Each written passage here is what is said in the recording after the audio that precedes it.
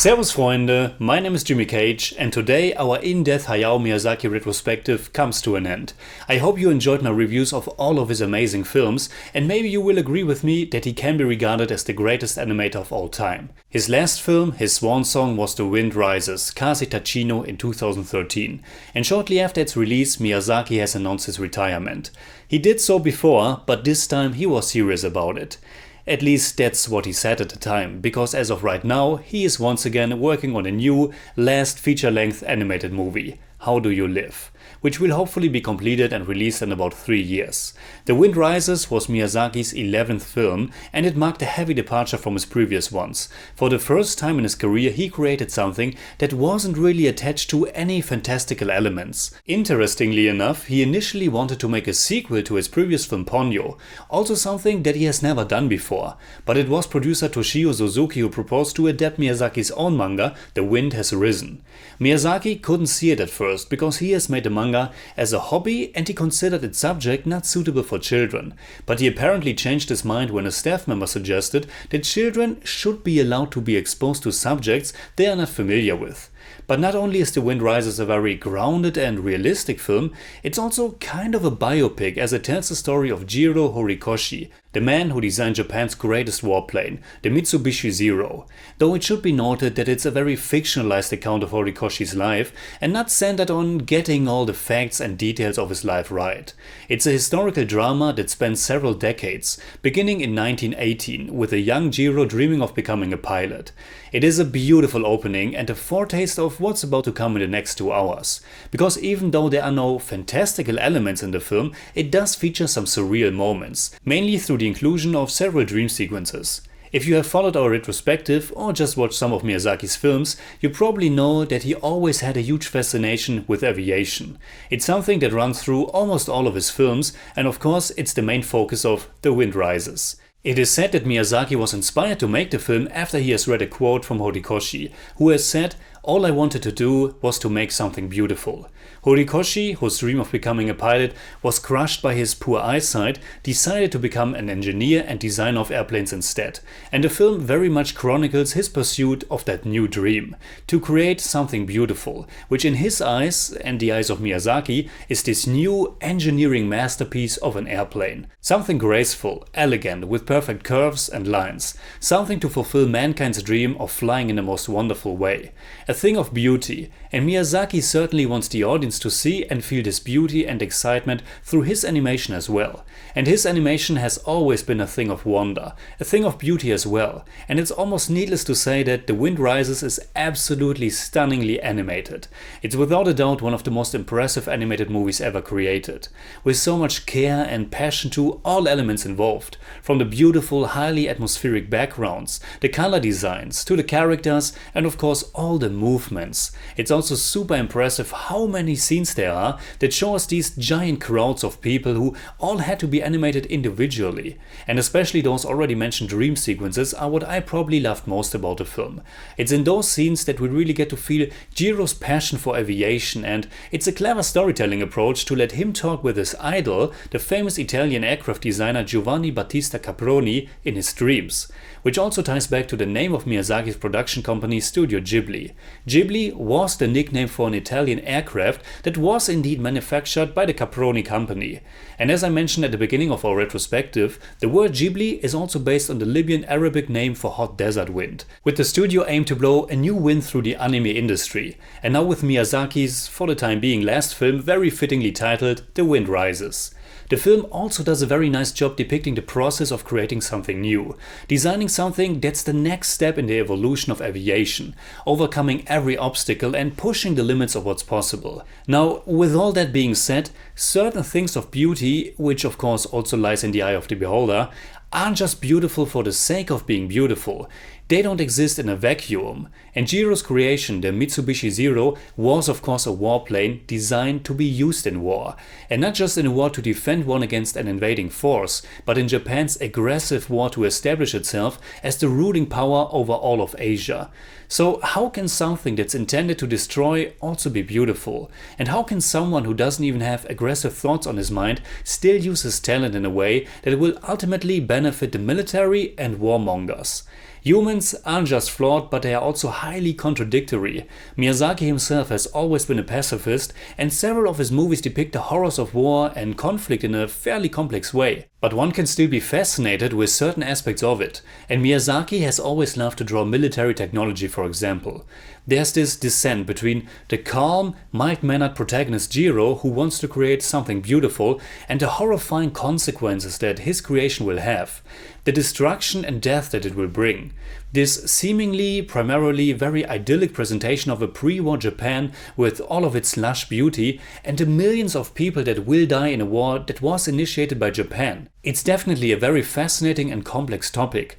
But unfortunately, I don't feel the film is doing it justice. The Wind Rises was the only Miyazaki film that I didn't particularly like when I first saw it. I thought it was much too forgiving or not brave enough to really tackle the consequences of Jiro's work. I thought it was too soft and romanticized. I was very keen to finally watch it for a second time, which I now did for the review, and I can at least say that I enjoyed it more this time around, and there are definitely nuances to be found. There are moments, images, dialogues that refer to darker aspects or that foreshadow what's coming. But unfortunately, I still think the movie isn't doing nearly enough, and the story and how it deals with its themes could have been much stronger. Unfortunately, I still think it's Miyazaki's weakest movie. Now, I should say that it mostly received critical acclaim, and most people really love it. But it should also be noted that there are many people who openly criticize the movie as well for exactly those issues. There are even some critics who detect a certain fascist proximity in this idea of beauty and perfection. I certainly wouldn't go that far, but I still find a lot of The Wind Rises problematic, or at least frustrating. Jiro's conflict and the approaching war are certainly addressed throughout the film, be it through some dark images in his dreams or his conversations with his friend and colleague Honjo, and more so later with the German visitor Castorp, who is critical of the Nazis. Still, it doesn't feel sufficient to me. Looking to the future, Castorp tells Jiro that Japan will blow up, that Germany will blow up. And a big portion of the film takes place in a beautiful, secluded summer resort with strong, direct references to Thomas Mann's Der Zauberberg, the magic mountain, and this idea that one can just forget or hide from the harsh reality. Still, so much just doesn't fit right with me.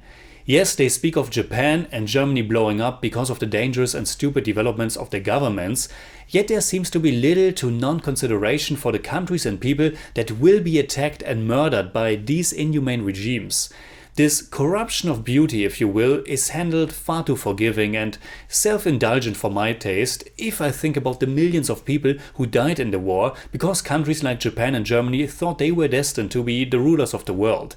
As a German myself, I have to be careful to point fingers, but especially Japan has a rather problematic history of dealing with its past, and I just think this movie should have been much more critical and probably more direct.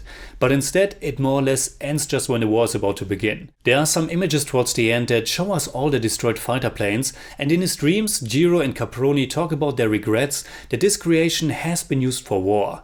But again, for me personally, that's just not enough. For many people today, it's hardly imaginable what kind of atrocities were happening back in those days. I understand that this film is no history lesson, but I do think it has a certain responsibility, and I feel that's missing here. There's a certain lack of confrontation with the war that's just frustrating to me. In the past, Miyazaki has always presented a world, a reality that's multi-layered. He didn't shy away from depicting very dark subject matters. He enchanted us with the most adventurous, uplifting and fun stories, but there was also a darkness and a brutal side, both in nature and in man. I think the best example for this is Princess Mononoke, which also shares this strong encouragement to go on living. To live was a central message in Princess Mononoke, and this is somewhat repeated at the end of The Wind Rises. But here it sounded hollower to me. Probably because this is taking place in a real historical setting, and it's focused on someone whose life for sure had its fair share of hardships and suffering, but it honestly pales in comparison to that of millions of other people. While the first half of The Wind Rises focuses very much on Jiro's career, Exactly at the halfway point we are being reintroduced to the young woman Naoko, whose acquaintance Jiro has made many years prior during the devastating Tokyo earthquake of 1923. Which is one of the very best sequences in the entire film. A fantastic animated rendition of this crucial event in Japanese history, and also important to portray Jiro as this caring young man. Once Naoko re-enters the story, The Wind Rises slowly becomes this kind of old-fashioned melodrama. There's this tender and loving relationship developing between the two of them, and some of the film's most heartfelt and sweet moments stem from it. In light of this period setting, it certainly works fine, but it honestly is not a romance that really impacts me that much. I find it rather strange that Jiro tells Naoko he has loved her ever since the day he met her many years ago. Back then, she was really still much more like a child, and I didn't felt any notions of romantic love in those scenes. Naoko is also fairly passive and quite different from Miyazaki's previous female characters.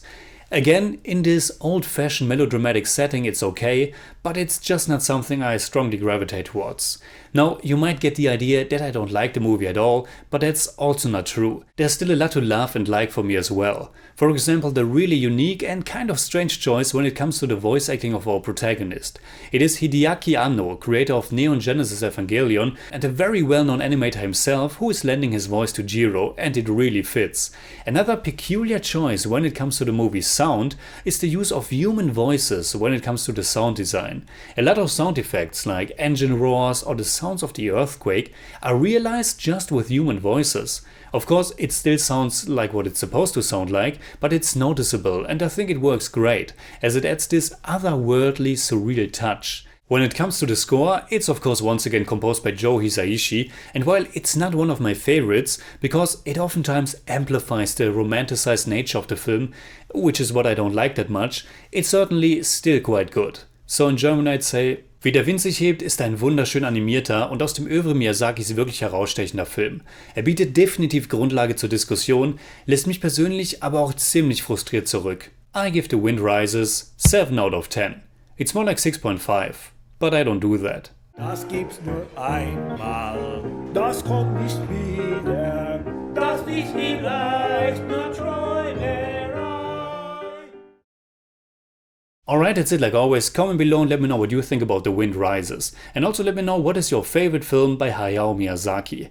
You can hit me up on Twitter, Instagram and Letterboxd, and also on Patreon simply at the Jimmy Cage. And you can also become a member of the channel and get exclusive rewards. And if you enjoyed this episode, please give me a thumbs up, share, subscribe, whatever you like. And make sure you hit that bell for all I have to tell.